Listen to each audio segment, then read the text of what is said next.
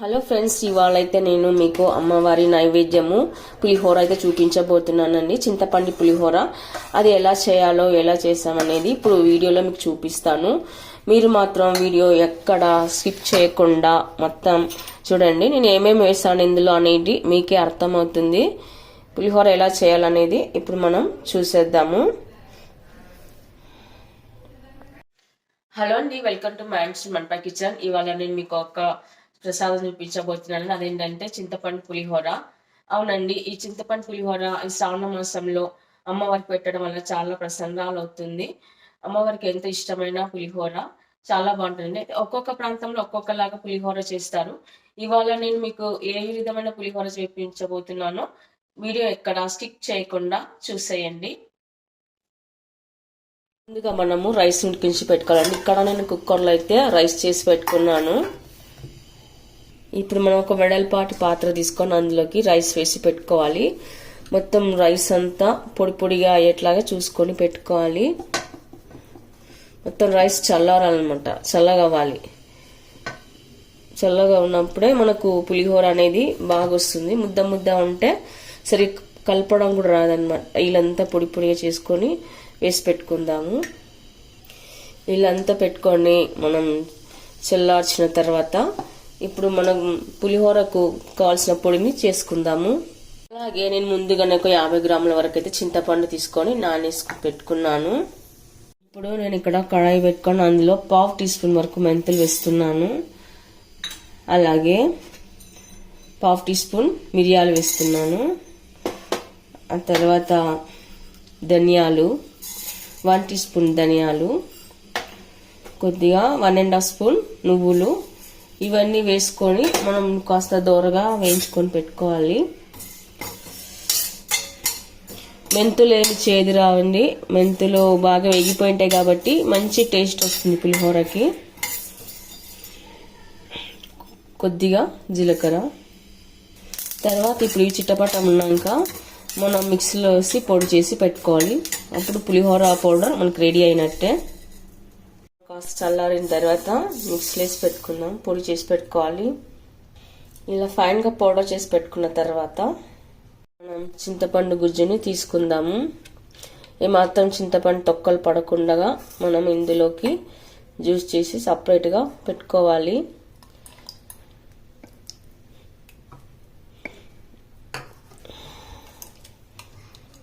ఇలా అంతా రసం సపరేట్ తీసి పెట్టుకున్న తర్వాత కడాయిలో 2 టేబుల్ స్పూన్ ఆయిల్ వేసుకున్న తర్వాత పల్లీలు వేసుకుందాము. ఆ తర్వాత మినపగుళ్ళు, పచ్చిశనగపప్పు, ఆవాలు, జీలకర్ర ఇవన్నీ వేసి కాస్త కలిపి పెట్టుకున్న తర్వాత కరివేపాకు, ఎండుమిర్చి,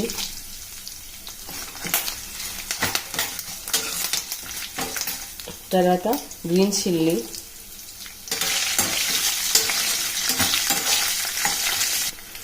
పసుపు, సాల్ట్.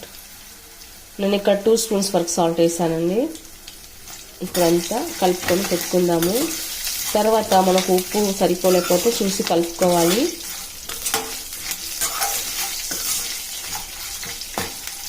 ఆ తర్వాత మనము తీసి పెట్టుకున్న చింతపండు గుజ్జుని వేసుకోవాలి. ఇప్పుడు ఈ గుజ్జు బాగా దగ్గర పడే వరకు కలుపుకోవాలి. ఉడికించుకొని పెట్టుకోవాలి. బాగా దగ్గర పడాలన్నమాట. చింతపండు రసం అనేది బాగా ఉడికి దగ్గర అవ్వాలి. అప్పుడే టేస్ట్ బాగుంటుంది. తర్వాత మనం మిక్సీ పట్టి పెట్టుకున్న పౌడర్ని కూడా వేసుకొని ఉడికించుకుందాము. వేసి కలుపుకున్న తర్వాత ఈ పొడిని రైస్లో వేసి కలుపుకుంటారండి. కానీ నేను మాత్రం ఇక్కడ చింతపండు గుజ్జులోనే వేసి ఉడికించుకొని కలుపుకుంటాను. మంచి స్మెల్ చాలా బాగా వస్తుందండి పులిహోర గుజ్జులో నుంచి. ఆ పౌడర్ వేయడం వల్ల మంచి బాగా అనిపిస్తుంది. ఇలా గుజ్జంతా ఉడికి దగ్గర పడ్డ తర్వాత నేను ఇక్కడ కొద్దిగా బెల్లం అయితే వేస్తున్నానండి. టేస్ట్ ఇంకా బాగుంటుంది. ఇప్పుడంతా కలిపి పెట్టుకున్న తర్వాత పుల్లగా తీయ పులిహోర టేస్ట్ మాత్రం సూపర్గా ఉంటుందండి. ఓకే అండి, చూసారుగా గుజ్జు అయితే రెడీ అయిపోయింది. ఇప్పుడు మనం అన్నంలో వేసి కలుపుకొని పెట్టుకోవడమే. ఇప్పుడు మనకు గుజ్జు తయారైనట్టు ఎలా తెలుస్తుందంటే పైన ఆయిల్ ఇడుస్తుంది చూడండి. చింతపండు బాగా ఉడికి దగ్గర పడ్డ తర్వాత మనకు ఆయిల్ అనేది ఇలా సపరేట్ అవుతుంది. అప్పుడు పర్ఫెక్ట్గా గుజ్జు అయినట్లు. ఇప్పుడు ఫైనల్గా పైన కొత్తిమీర వేసుకుందాము. తర్వాత ఇప్పుడు రైస్లోకి వేసి కలుపుకొని పెట్టుకోవాలి. ఇప్పుడు మనం గుజ్జునంతా ఇలా రైస్లోకి వేసి పెట్టుకుందాము. మొత్తం అన్నం కలుపుకొని పెట్టుకోవాలి.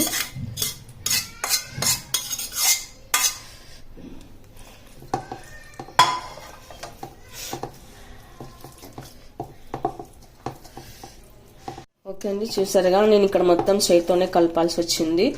మనం చేయితో కలుపుతూనే మసాలా అంతా కరెక్ట్గా అవుతుంది. చింతపండు గుజ్జు అంతా రైస్కి అంతా కరెక్ట్గా పడుతుంది. స్పూన్తో అంతగా కలవదు కాబట్టి నేను ఇలాంతా చేయితోనే అన్నాను. ఆ రైస్ కూడా ఎక్కడ ముద్దలు ఉన్నా కూడా ఉండలు లేకుండా మనకు పొడి పొడిగా వస్తుంది. చూడండి, ఇలాంతా చక్కగా పొడి పొడిగా వస్తుంది. రైస్ అంతా ఇలా పొడి పొడిగా వస్తుంది. దానికోసం నేను ఇక్కడ చేయితోనే కలపాల్సి వచ్చింది. ఇప్పుడు మనం ప్లేట్లోకి తీసుకుందాము. పులిహోర అయితే రెడీ అయిపోయిందండి.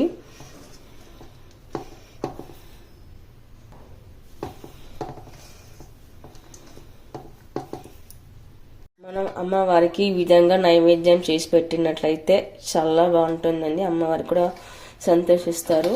అయితే మనం ఇక్కడ నైవేద్యాలు అనేది ఇలా స్టీల్ దాంట్లో కాకుండా ఇత్తడి దాంట్లో కానీ, వెండి దాంట్లో కానీ, రాగి ప్లేట్లో కానీ అవేవి లేదనుకోండి, ఏదైనా ఇస్తరాకు వస్తాయి కదండి, ఇస్తరాకు ఆకు డొప్పలలో వస్తాయి కదా, దాంట్లో నుంచి కూడా మనము ప్రసాదాలు పెట్టేయచ్చు.